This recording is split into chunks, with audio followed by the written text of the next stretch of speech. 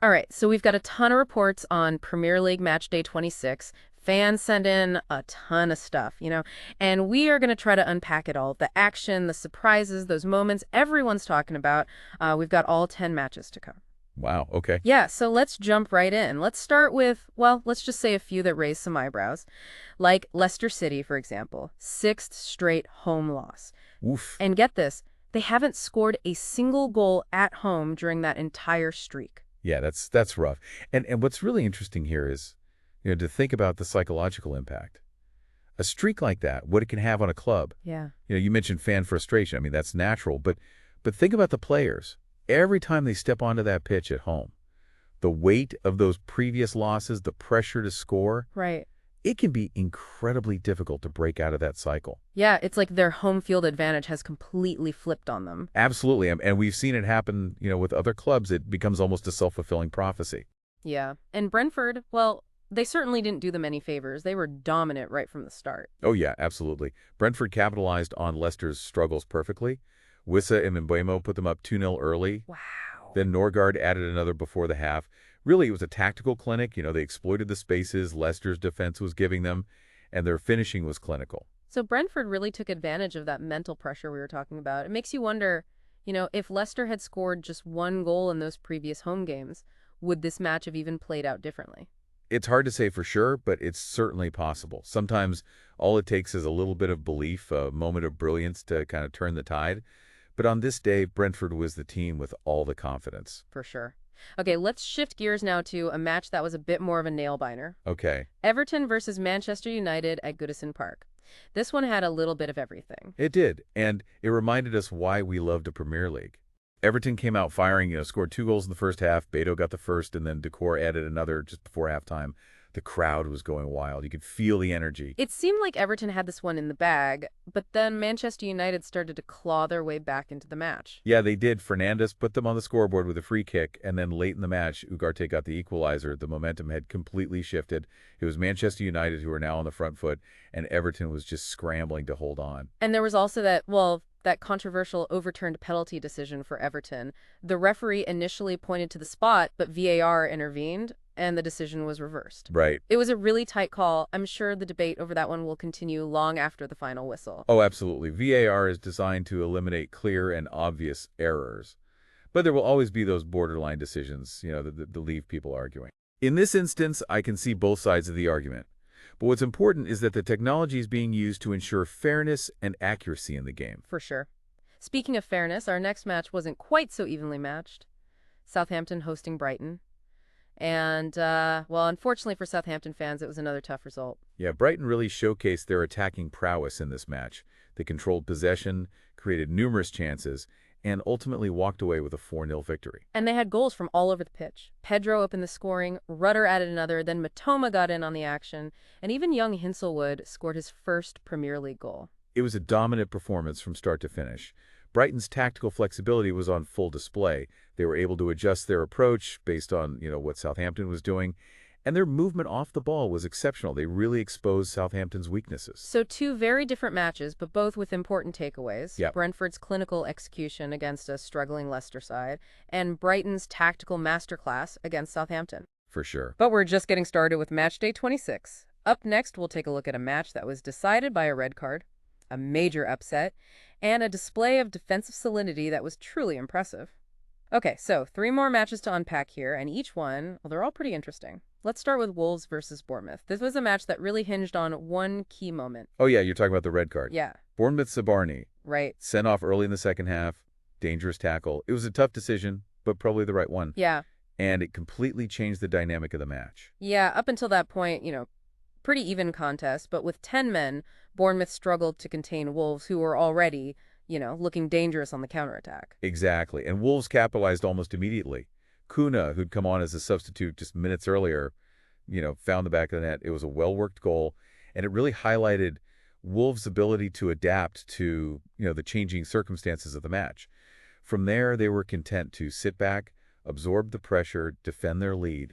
And they did it brilliantly. It was a masterclass in defensive organization and discipline.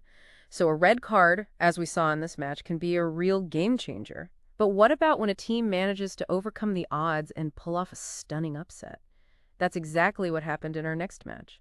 Arsenal, the league leaders, losing at home to West Ham. It was a shock result, no doubt about it, and it really exposed some vulnerabilities in Arsenal's game. Wow. West Ham came in with a very specific game plan, to disrupt Arsenal's passing rhythm, press them high up the pitch, force them into mistakes. Right. And it worked perfectly. It was almost as if West Ham had done their homework. Hmm. Like, they studied Arsenal's weaknesses and exploited them with, real precision. Exactly. They knew that if they could frustrate Arsenal, prevent them from dictating the tempo, they would have a chance. Bowen's goal, just before halftime, was a real sucker punch for Arsenal. And then Lewis Skelly's red card late in the game made it an even steeper climb for the Gunners. It's amazing how one or two key moments can completely shift the, narrative of a match. And this result definitely sent shockwaves through the Premier League.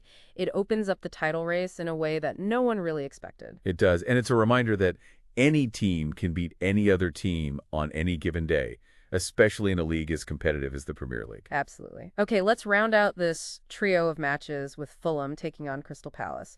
This one wasn't quite as dramatic as the previous two, but it was still a very interesting, tactical battle. It was. Crystal Palace came in with a very clear strategy to defend deep, stay compact, hit Fulham on the counterattack, and they executed that strategy flawlessly. Fulham, on the other hand, kind of seemed to struggle to break down Palace's organized defense. They had plenty of possession, but they couldn't create, many clear-cut chances. Yeah, that's the thing about a well-drilled defense. Right. It can be incredibly frustrating to play against.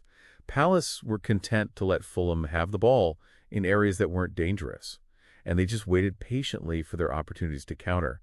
And when those opportunities came, they took them clinically. Yeah, Mateta opened the scoring with a powerful header from a corner kick, and then Eze sealed the victory with a fantastic solo effort late in the game. It was a classic smash-and-grab performance from Crystal Palace. Exactly. They came in with a plan, they stuck to it, and they got the result they wanted.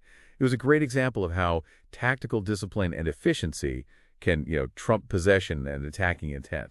All right, we've covered 6 matches so far, and we've seen a bit of everything. A red card that changed the course of a match, a stunning upset that shook up the title race, and a tactical masterclass in defensive solidity.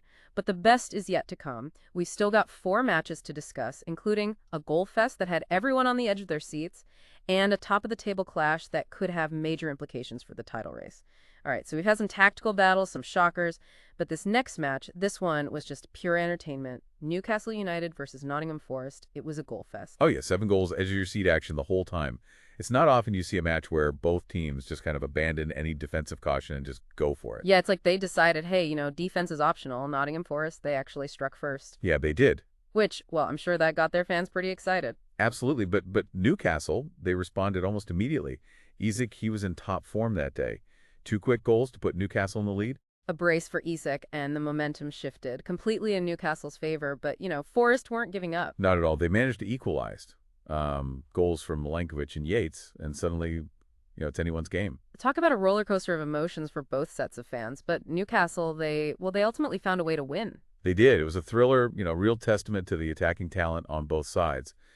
But Newcastle's firepower, it just proved to be a bit too much for Forest to handle. All right, let's move on to the main event of Matchday 26, the Clash of the Titans, Manchester City versus Liverpool. This is a match with, well, massive implications for the title race, and it definitely lived up to the hype. It was a tactical masterclass from Liverpool. They came in with a game plan to neutralize Manchester City's attack, and they executed it perfectly. Yeah, they were so disciplined defensively, closing down space, making it tough for City to build any rhythm. Exactly, and on the offensive side, they were clinical. Salah opened the scoring, brilliant individual effort, and then Szoboszlai added another to, give Liverpool a commanding lead. And Manchester City, who were usually so dominant at home, they couldn't find a way through. It was a statement win for Liverpool, a real show of force. They announced to the rest of the league that they are serious contenders for the title. And speaking of statement wins, we can't forget about the Manchester derby. Manchester United going to the Etihad, coming away with a 2-1 victory over their rivals, Manchester City. Oh, man, that was something else. A tactical masterclass for Manchester United.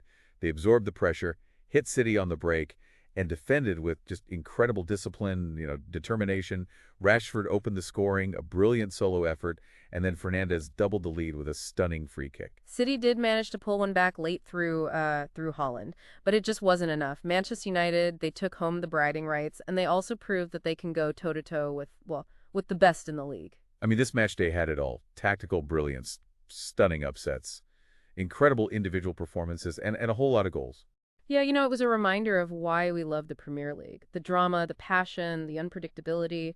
It's a league where, well, anything can happen and where any team can beat any other team on any given day. Absolutely. And with your race to the title heating up and the battle for those European places intensifying, well, we could expect even more excitement in the weeks to come. So as we wrap up this deep dive into Matchday 26, we're left with one final question for you. What surprised you the most? Was it West Ham's upset over Arsenal, Brighton's demolition of Southampton, Liverpool's dominant performance against Manchester City, or maybe Manchester United's victory in the Manchester Derby? Let us know your thoughts. Until next time, keep enjoying the beautiful game.